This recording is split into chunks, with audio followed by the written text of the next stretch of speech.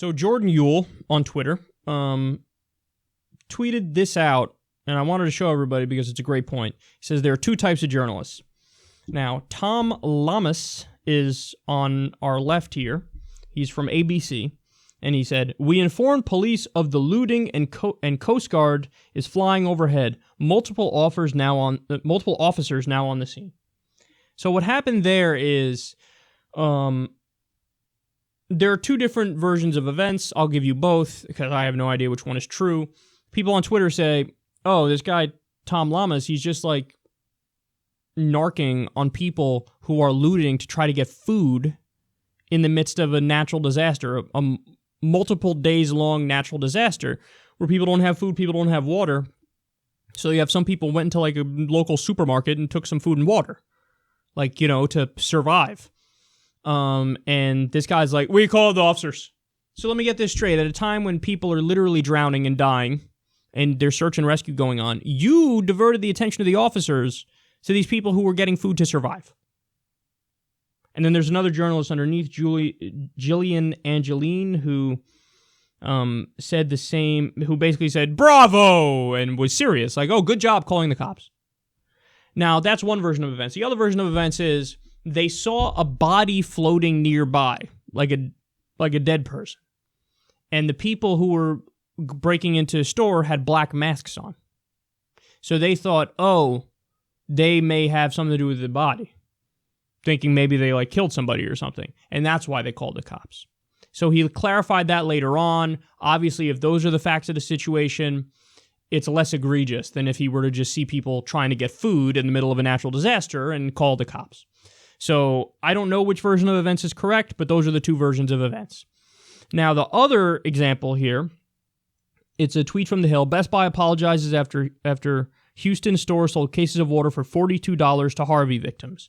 And then you see Ken Klippenstein, journalist Ken Klippenstein's tweet, and he says, one Houston resident sent me a pic of water he saw being sold for $42 in a nearby Best Buy.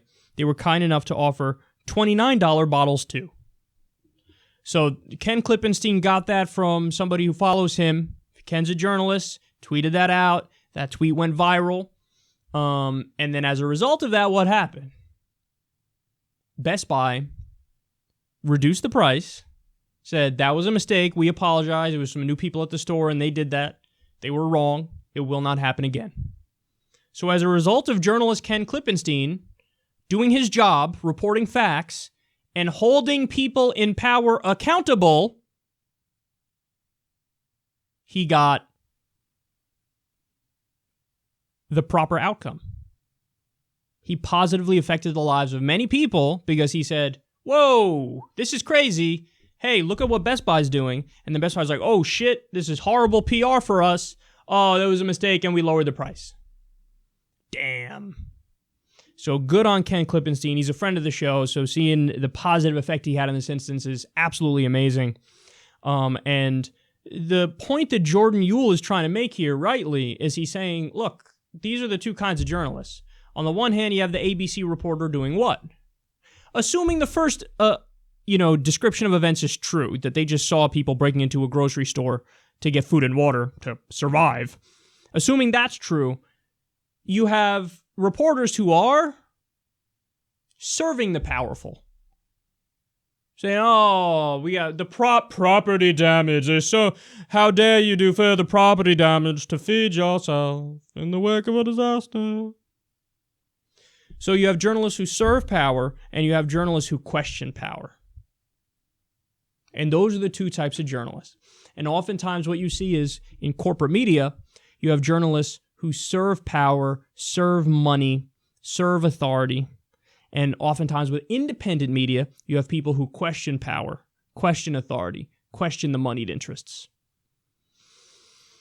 And that's an important distinction. And that actually, I never thought about corporate media versus independent media in that way before. But now I'm going to start thinking of it like that because it's true. I think it makes perfect sense. I think with independent outlets, you're going to get more questioning of authority than people who are within that power structure.